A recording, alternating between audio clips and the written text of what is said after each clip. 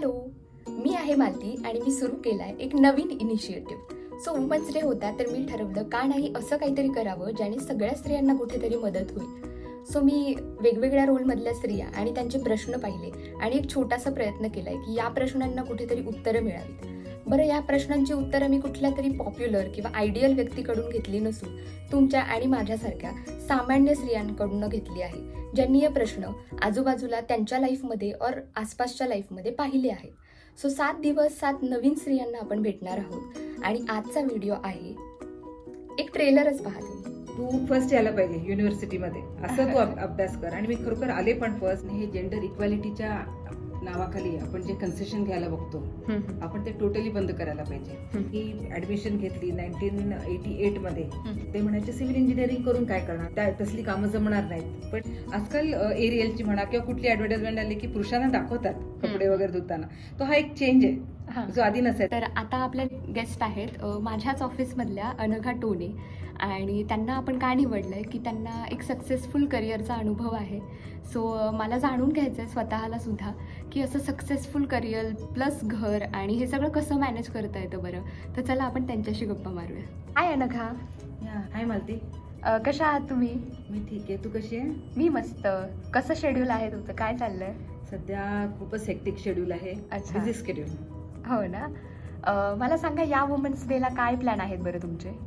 तर ह्या वर्षी तर आपल्या स्टँटेक वुमेन्स ग्रुप आहे त्यांच्याबरोबर सेलिब्रेट करणार आहे. आता नेक्स्ट क्वेश्चन जो आहे की तुमच्या लाईफमध्ये अशी कुठली स्त्री आहे एक जी तुम्हाला इन्स्पायर करते आणि का बरं? तर माझ्या लाईफमध्ये माझ्या चाइल्डहूडपासून जर बघितलं तर माय मदर इज माय इन्स्पिरेशन. तर ती नेहमी म्हणायची की नाही तुम्ही खूप शिका. आता मला सांगा की तुमच्या लाईफमध्ये सगळ्यात जास्त कोण सपोर्टिव्ह आहे म्हणजे आत्तापर्यंतच्या जर्नीमध्ये? तर जसं मी म्हटलं की एज्युकेशनपर्यंत parents definitely they were very supportive. कधीच किंतु नव्हता. 92ला माझं बी झालं, पण त्याच्या आधीपासून लहानपणापासून म्हणजे 1970चा माझा जन्म आहे. तर त्यावेळेपासून मी बघते माझ्या वडिलांना की he was a very different type of person.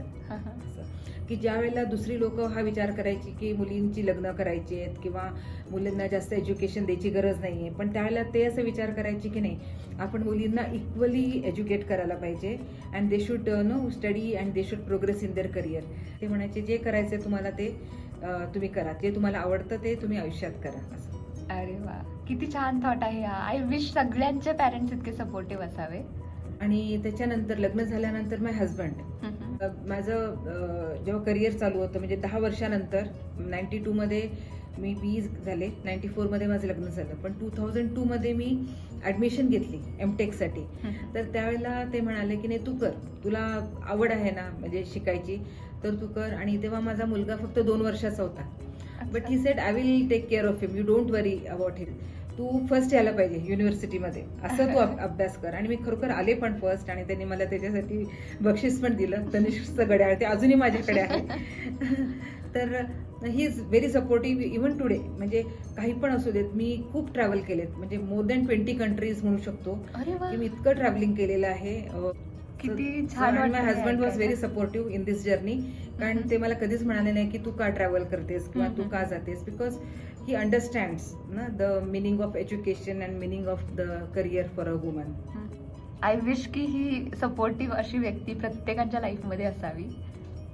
Okay, आता एक प्रश्न आहे जो स्पेशली तुमच्यासाठी आहे की सपोज एखादा अनघा डे असेल, हां, तर तो काय असेल म्हणजे ज्याच्यात तुम्ही रिलॅक्स करताल, ज्याच्यात तुम्ही पॅम्पर करताल, तुमच्या आवडीच्या गोष्टी करताल, तर तुम्ही काय काय करताल? असा एखादा दिवस असेल तर मग मी जसं आता आरामात उठायचं किंवा आपण सगळेजण कुठेतरी खायला जाऊया बाहेर. तर असं प्लॅन करतो की कुठलं हॉटेल आपण अजून एक्सप्लोअर केलेलं नाहीये. माझ्याकडे बघून आता बऱ्याच जणांना असेल की हा किती सिरियस टाईप पर्सन आहेत, पण तशी मी बिलकुल नाहीये. म्हणजे ऑफिसमधलं एक व्यक्तिमत्व किंवा पर्सनॅलिटी ही वेगळी असते आणि घरी वेगळी असते. मी खूप जास्त नॉटी आहे, म्हणजे खूप जास्त मस्ती करते घरामध्ये. माझ्या मुलांबरोबर मस्ती करते, माझ्या मुलाबरोबर डान्स करते, सगळं करते मी. तर खूप म्हणजे जितका एन्जॉय करता येईल. मोठ्याने गाणं लावा, मस्त डान्स करा. नंतर वाचायची तर मला इतकी आवड आहे की काही पुस्तक म्हणजे मी माझ्याकडे किंडल आहे, तर मी रात्रीचा माझा हा लेजर टाइम असतो जेव्हा सगळे झोपतात ना, मला वाचायला असं गपचूप वाचत बसायला खूप आवडतं. तर तेव्हा मी बरीच पुस्तकं म्हणजे आता सुद्धा अशी माझे कम्प्लीट होतात वाचून. तर आणि म्हणजे त्याचा फायदा हे एक होतो की आपण जेव्हा एवढे ईमेल्स किंवा एवढ्या गोष्टी रिपोर्ट्स वगैरे वाचतो तर खूप फास्ट होतात, म्हणजे त्याच्याने आपली एफिशियन्सी पण वाढते. पण मला म्हणजे वाचायची आवड पण आहे. त्यात माझी सगळ्यात फेवरेट रायटर आहे सुधा मूर्ती. वा. तिचे सिम्पल आणि छान बुक्स असतात आणि ऍक्च्युली सोसायटीशी कनेक्टेड असतात, तर त्यात हो, हो. इतकं काहीतरी शिकायला मिळतं. इच छान, मोमेंट छान. Is important. आता मला सांगा, हे जर तुम्ही सगळं करताय तर मला खरंच शिकायचंय की तुम्ही करिअर, घर आणि तुमची पर्सनल आवडीनिवडी हे सगळं कसं मॅनेज करता बरं? आता कसं होतं की it is really very challenging, म्हणजे कुठल्याही बाईसाठी की स्वतःच्या आवडीच्या गोष्टी करणं किंवा स्वतःसाठी वेळ काढणं, स्वतःच्या करिअरच्या कसं प्रोग्रेस करू शकतं किंवा त्याच्या प्रोग्रेशनमध्ये त्याला महत्त्व देणं. तर त्याच्यासाठी जसं मी म्हटलं की जेव्हा मी जॉब करायला चालू केला तर आय न्यू की एकटं पॉसिबल नाही आहे. My in-laws are also very supportive. तर त्यावेळेला आम्ही बाई शोधायला चालू केली किंवा जी आपल्याबरोबर राहू शकते आणि म्हणजे आमच्या गावाकडची किंवा आमच्या ह्याच्यातली की ज्यांना त्या टाईपचं जेवण येतं करायला, जे आपल्याला आवडतं. आणि एक मावशी होत्या की ज्या गेल्या मोर दॅन 23 इयर्स त्या माझ्याबरोबर आहेत. तर आपल्याला असा कोणतरी सपोर्ट लागतो. त्या मावशी असतील, कोणी घरातले फॅमिली मेंबर्स असतील किंवा डिस्टंट रिलेटिव्ह असतील, तर असा कोणाचा तरी सपोर्ट असेल तर तुमचं माइंड फ्री होतं की चला मला आता घरी जाऊन असं एकदम 0पासून सगळ्या गोष्टी करायच्या नाहीत किंवा घराचं कुलूप उघडायचं नाहीये किंवा घरातनं निघताना मला कुलूप लावून निघायचं नाहीये. तर ह्याच्याने तुमचं एक 10-20% बर्डन कमी होऊन जातं. डेफिनेटली घरात कोणतरी असणं हे खूप महत्त्वाचं आहे. त्यांच्यामुळे तुमचं 50% टेन्शन इथेच कमी होऊन जातं. And then you can focus on your work, your whatever career, तुमच्या प्रोजेक्ट्सवरती फोकस करू शकता. Otherwise it is definitely not possible. So we have to delegate the work. जसं आपण ऑफिसमध्ये म्हणतो डेलिगेट करा, ज्युनियर्सना डेलिगेट करा, तसंच आहे. आपलं जे काय बर्डन आहे ते आपण एकटं सांभाळण्यापेक्षा ट्राय टू डेलिगेट किंवा वाटून द्या. आता मुलं मोठी आहेत तर आमच्या घरी पण सगळ्यांची कामं त्यांची सगळेजण करतात, तर त्यांना आपण करायला लावायला पाहिजे. मुलगा असू दे नाही तर मुलगी, दोघांनी पण माझ्याकडे ते मुलाला पण सगळं किचनमधलं येतं. जर मी सकाळी उठून किचनमध्ये आले की तो माझ्या मागे येऊन उभा राहतो आणि म्हणतो की मी काय करू. म्हणजे मी चपाती लाटली तर तो भाजायला तिथे उभा असतोच. असं कधीच होत नाही की त्याला बोलवायला लागतं कोणाला. वर्किंग वुमेनमध्ये जर त्यांची मुलं अशी असतात तर ती मोर इंडिपेंडंट आणि मोर रिस्पॉन्सिबल होतात असं माझं म्हणणं आहे. कारण त्यांना कळतं की नाही आपली आई स्ट्रगल करते तर आपण पण तिला हेल्प करायला पाहिजे. एकदम छान थॉट होता हा. आणि हे तर झालं करिअर आणि घर. आता हे सगळं सांभाळून पर्सनल तुम्ही तुमच्या हॉबीज कशा पूर्ण करता? पर्सनल हॉबीज म्हणजे जेव्हा मला असं वाटतं की नाही आपल्याला काही गोष्टी करायला पाहिजे, आपल्या ऍक्टिव्हिटीज तशा प्लॅन करायच्या. सॅटर्डे संडेला आपल्याला कुठेतरी जेवायला बाहेर जायचं आहे किंवा मैत्रिणींबरोबर कुठेतरी जायचं असेल, प्लॅन असेल, तर आधीच आपण घरातल्या लोकांना सांगून ना दुसऱ्या दिवशीच्या ऍक्टिव्हिटीज प्लॅन करू शकतो की बाबा मी नाही आहे अर्धा दिवस किंवा काय. जनरली मी फॅमिली बरोबरच खूप एन्जॉय करते. क्वचितच असं मी एकटीच कुठेतरी जाते असं कमी वेळा होतं. ओके, आता पुढचा प्रश्न असा आहे की तुम्हाला काय वाटतं की सोसायटीमध्ये काय स्त्रियांकडनं एक्सपेक्टेशन असतात किंवा काय परसेप्शन असतं की यांनी काय केलं पाहिजे आणि कुठली प्रोग्रेस किंवा कुठला बदल तुम्हाला स्त्रियांमध्ये किंवा सोसायटीमध्ये तुम्हाला पाहायला आवडेल पुढे? तर असं म्हटलं तर चालेल की जेव्हा आम्ही एज्युकेशन घेत होतो तेव्हा जी स्त्रियांची पोझिशन होती त्यावेळेला ते 10 रुपये असू दे नाही तर 50 रुपये असू दे ते त्यांच्या नवऱ्याकडे मागायच्या, बरोबर आहे. तर त्यावेळेला बऱ्याच वेळेला इन्सल्ट करायचे घरातले की बाबा तुला कशाला लागतात पैसे, काय करणार आहेस किंवा काय. आज आपण बघितलं तरी विमेन एवढ्या इंडिपेंडेंट झाल्यात की त्यांना असं मागायलाच लागत नाही कोणाकडे काय, कारण त्यांना जे स्वतः पाहिजे ते स्वतः विकत घेऊ शकतात. They are not dependent on anyone. आणि आधी मुली जन्मल्या की त्यांचं जन्मल्यात हे डिस्कशन चालू व्हायचं की त्यांच्या मॅरेजसाठी बाबा पुढचे 10-20 वर्ष आपण कुठेतरी काही पैसे इन्व्हेस्ट करून ठेवायला पाहिजेत. एज्युकेशनपेक्षा पहिला आधी मुद्दा असायचा की मॅरेज. पण आता तसं नाहीये. आजकालचे पॅरेंट्स मी बघते ते खरंच मुलींसाठी इतकं छान प्लॅनिंग करतात की इंजिनियर करायचं का डॉक्टर करायचं का काय. तर तो एक सोसायटीमधला एक चेंज आहे थिंकिंगमधला, पॅरेंट्समध्ये किंवा ॲडल्ट्समध्ये आपण म्हणू शकतो. पण तरी पण अजूनही खूप चेंजची गरज आहे आणि मे बी नेक्स्ट 30-40 वर्षामध्ये तो चेंज घडेल. असं जर आपण यंग जनरेशन बघितलं, आजकालची मुलं बघितली तर ते give equal importance to the ladies career. ते मदत करतात लेडीजना, त्यांना असं त्याच्यामध्ये इन्सल्ट वाटत नाही. आधीचे जे जुने पुरुष आहेत त्यांना जर घरात पाहुणे आले तर ते किचनमध्ये येत नाहीत, हो हो बरोबर ना. हो हो ते चहा द्यायचा असेल, चहाचा कप तरी लेडीजने आणून बाहेर द्यायचा. पण हो. आजकाल तसं होत नाही. माझा मुलगा असेल तर तो बिंदास येतो, चहा पण करतो. कोणी आलं तरी तुम्हाला म्हणतो तू आरामात तयार हो, मी हम्म. चहा वगैरे ठेवतो. तो स्वतः जाऊन देतो चहा वगैरे. तर त्याला असं काहीच इन्सल्ट वाटत नाही. तो म्हणतो नॅचरल आहे, म्हणजे मुलांनी का करावं असं त्याला बिलकुल वाटत हा, नाही. घर सगळ्यांचं आहे. हां, बरोबर. सगळ्यांनीच करायला पाहिजे. तर हा खूप मोठा चेंज दिसतो मला. पण तरी पण चेंजची गरज आहे जेव्हा मी म्हणते. जसं माझी आज एक फनी इन्सिडेंट सांगते तुम्हाला, ओके. की माझी मैत्रीण आज एक येता येता सांगत होती की ती एका क्लिनिकला गेली होती आणि तिथे ती साईडला अशी बसली होती आणि डॉक्टर आणि एक दुसऱ्या पेशंटमधलं बोलणं चाललेलं. तर ती पेशंट लेडीज होती. तर डॉक्टरने तिला विचारलं की काय ग, ह्या वुमेन्स डेला काय सेलिब्रेशन आहे, म्हणजे काय करणार आहेस, हा, हा. तर काय प्रेझेंट वगैरे मिळणार आहे. तर ती म्हणली की माझा नवरा मला म्हणे वॉशिंग मशीन देणार आहे प्रेझेंटमध्ये. माझी मैत्रीण जी ऐकत होती ती म्हटली त्यांनी वॉशिंग मशीनच का द्यावी प्रेझेंट. हा. म्हणजे तिचं असं म्हणणं आहे की वॉशिंग मशीन म्हणजे कपडे धुवायचं काय बायकांचंच काम आहे का, ते वुमन्स डेला का द्यावी, दुसऱ्या कुठल्या दिवशी देता येते. बरोबर आहे ना. तर बरोबर म्हणजे आहे. असं झालं की बायकांनी कपडे धुवायचे किंवा बायकांसाठी हे बायकांचंच काम आहे, हा. म्हणून ती वुमन्स डेलाच प्रेझेंट अगदी द्यायची. बरोबर. हा. तिने हा फनी इन्सिडेंट सांगितला आणि मला तो पटला. म्हणजे तो कसं आहे की आपल्याला वाटेल की इट इज व्हेरी ब्लंट, पण आहे, इट इज अ फॅक्ट. पण आपण एक नोटीस करतो का की आजकाल ऍडव्हर्टाइजमेंट कसे बदलत चाललेत. आजकाल एरियलची म्हणा किंवा कुठली ऍडव्हर्टाइजमेंट आली की पुरुषांना दाखवतात कपडे वगैरे धुताना. तो हा एक चेंज हा. आहे जो आधी नसायचा. आधीच्या ऍडव्हर्टाइजमेंटमध्ये बायकाच दिसतील तुम्हाला हम्म. कपडे धुताना, साबणाच्या ऍडव्हर्टाइजमेंटमध्ये वगैरे, पण आजकाल तसं नाही. तर सोसायटी हॅज स्टार्टेड चेंजिंग आणि ओव्हर द नेक्स्ट 30-40 इयर्स हा नक्की मोठा चेंज घडेल हम्म. आणि तेव्हा आपण म्हणू शकतो की रिअल जेंडर इक्वॅलिटी आलेली आहे. ओके, आता नेक्स्ट प्रश्न असा आहे की अशा कोणी स्त्री असतील ज्यांना एकदम स्क्रॅचपासून फ्रेशर म्हणून करिअरची सुरुवात करायची आहे किंवा एका मेडिकल गॅपनंतर किंवा कुठल्या करिअर गॅपनंतर सुरुवात करायची आहे किंवा स्वतःचं काहीतरी चालू करायचं आहे, अशा स्त्रियांना तुम्ही काय प्रॅक्टिकल ॲडवाइसेस देताल? सगळ्यात आधी तर आपण हे जेंडर इक्वॅलिटीच्या नावाखाली आपण जे कन्सेशन घ्यायला बघतो आपण ते टोटली बंद करायला पाहिजे.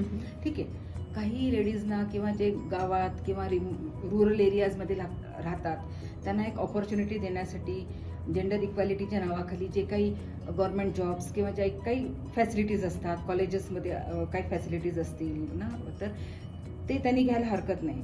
पण जेव्हा आपण सिटीमध्ये येतो आणि किंवा मोस्ट एज्युकेटेड वुमेन आपण जेव्हा म्हणतो आपल्याला की आपण इंजिनियर्स आहोत किंवा डॉक्टर्स असतील काय असतील, तर आपण जेव्हा एवढं एज्युकेशन घेतो तर we have to prove ourselves किंवा strive in such a way की ते जेंडर इक्वॅलिटी ऑटोमॅटिकली होईल तिथे.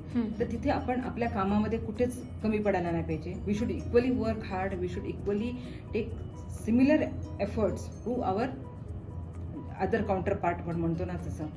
त्यांच्या एवढंच आपण करायला पाहिजे, कारण आपण तेवढेच इंटेलिजंट आहोत, आपल्याकडे तेवढंच नॉलेज आहे, त्यांच्या एवढाच एक्सपिरियन्स आहे, मग आपण मागे का राहतो. कारण काय होतं कधी कधी आपल्या मनात जसं आपण म्हणतो ना गिल्ट फिलिंग की अरे नाही मला लवकर जायला पाहिजे 6ला, म्हणजे बाकीचं कोणतरी तेव्हा काहीतरी सबमिशन असेल किंवा काय प्रोजेक्टचं काहीतरी करत असतील आणि त्यांना 7पर्यंत थांबायची गरज असेल, पण लेडीजचं असं होतं नाही मला 6ला घरी जायला लागणार आहे किंवा मला मुलांना पिकअप करायचं आहे, मुलं घरी आली असतील किंवा घरी जाऊन मला काहीतरी स्वयंपाक करायचा आहे. मग ते काय होतं की करिअरला सॅक्रिफाईस करायला चालू करतात हळूहळू. म्हणजे मग त्यांचं अर्धच लक्ष असतं त्यांच्या करिअरकडे, फुल अटेन्शन असं नसतं. मग कुठेतरी ते हळूहळू हळूहळू मागे राहत जातं. मग तुम्ही 10 वर्ष जॉब करा, 15 वर्ष करा, पण तुम्हाला जरी किती ऑपॉर्च्युनिटीज दिल्या ना तर तुम्ही तेवढं प्रोग्रेशन नाही करणार जेवढं की मे बी मुलं करतील. अँड इट इज आपण असे कितीतरी एक्झाम्पल बघू शकतो. मग आपण का मागे राहतोय? आपल्याला आई वडिलांनी एवढं सिमिलर एज्युकेशन दिलंय, मग आपण का मागे राहायचं? So we have to show or set a example की नाही मी सिमिलरच करणार, तेवढंच हार्डवर्क करेन, मी का मागे राहावं. बरोबर, ट्रॅव्हलिंग करायला लागलं तर मी करीन. मग आपण खूप विचार करतो अरे मला जमेल का, नाही जमू शकतं, पहिल्यांदा त्रास होईल, त्याच्या नेक्स्ट टाइम पासून आपण तेवढेच कम्फर्टेबल होईल. म्हणजे आपण असं मागे राहायची काहीच गरज नाही किंवा लेडीज आहोत म्हणून काही कन्सेशन घ्यायची गरज नाही, नाही मी लेडीज आहे मला जायला पाहिजे असं नाही. पण मला म्हणायचं की तेवढंच आपण हार्डवर्क केलं तर आपण कुठेच मागे राहणार नाही. So and never feel guilty for anything. सगळी जबाबदारी की आपली एकट्याची नाहीये, सगळ्यांची आहे, फुल फॅमिलीची आहे. बरोबर ना? हो. आणि ज्यांना करिअर गॅप नंतर सुरू करायचं असेल तर त्याच्या वेळेला ना सगळ्यांची सपोर्टची गरज आहे. करिअर गॅप नंतर काय होतं की जनरली कदाचित कधी कधी मॅटर्निटी लिव्ह नंतर परत येतात मुली, मग थोडासा ना कॉन्फिडन्स लेवल कमी होतो. तर कोणालाही नको वाटतं. It is not only related to women but anyone. तर काय होतं की 1 वर्षाच्या गॅप नंतर 6 महिन्याच्या गॅप नंतर परत आल्यावरती बऱ्याच गोष्टी बदललेल्या असतात. आपल्या बरोबरची कदाचित नॉलेज वाईज काही लोक थोडे पुढे गेलेले असतात, पण we should not worry about it. त्यावेळेला असं गरज आहे की आपण परत स्वतः रिकूप करायला पाहिजे. जे लॉस्ट टाइम आहे ना तो कसा आपण परत भरून काढायचा. काही राहिलं असेल, नवीन काहीतरी शिकायची गरज असेल तर थोडंसं एक्स्ट्रा एफर्ट्स घेऊन आपण शिकू शकतो. आणि त्याच्या व्यतिरिक्त दुसऱ्यांना मला असा मेसेज द्यावासा वाटतो की आपल्या आजूबाजूची जी लोक आहेत ज्यांना माहिती आहे की ही व्यक्ती बाबा आता एवढ्या सुट्टीनंतर परत आली, तर त्यांनी पण तिला तेवढा सपोर्ट करायला पाहिजे, तरच हे पॉसिबल आहे. तेच आहे, रादर दॅन की काहीतरी ना बोलण्यापेक्षा आणि त्यांना परत असं मागे खेचण्यापेक्षा त्यांना जेवढा सपोर्ट द्याल तेवढं ते अजून पुढे करिअरमध्ये पुढे जातील. Okay okay, very nice. आता मला सांगा, तुम्ही एक स्त्री आहात, याच्याबद्दल तुम्हाला सगळ्यात जास्त काय आवडतं? मी स्त्री आहे त्यात सगळ्यात जास्त मला माझे केस आवडतात. माझी लहान बहिणी, मी आफ्रिका आणि इकडे तिकडे जिथे पण ट्रॅव्हल करायचे ना, मागणं येऊन बरेच जण माझे अशी वेणी पकडायचे आणि ओढायचे. म्हणजे त्यांना इतकं छान वाटायचं. आणि बायका जसं तयार होऊ शकतात, वेगळ्या वेगळ्या कलरचे कपडे घालू शकतात, नटू थटू शकतात कुठल्याही फंक्शनसाठी, तसं पुरुषांना नाही करता येत. तर ते मला खूप आवडतं. पण मी तरी पण खूप सिम्पल आहे, पण कलरफुल कपडे म्हणा किंवा आपल्या आवडीच्या गोष्टी आपण जे पाहिजे ते घालू शकतो, ते जसं पुरुषांना करता येत नाही. तर आता लास्ट प्रश्न, की वुमन्स डे साठी तुम्ही सगळ्यांना काय मेसेज देतात? हेच मला हे मेसेज द्यायचं की women should strive hard, equally hard, आणि they should delegate their whatever responsibilities are there, so that they can equally work hard and progress in their career. Okay, thank you so much. Thank you Malati. तुमच्या एवढ्या busy शेड्यूलमधनं तुम्ही वेळ दिलात. म्हणजे तुम्ही 10 वाजेपर्यंत log in करता, तोपर्यंत मीटिंग्स असतात तुमच्या, आणि सकाळी लवकर सुद्धा.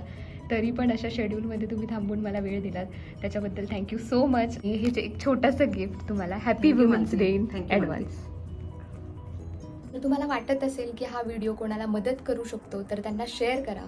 माझा हा प्रयत्न तुम्हाला आवडला असेल तर लाईक करा, आणि पुढचा व्हिडिओ पाहण्यासाठी सबस्क्राईब करा.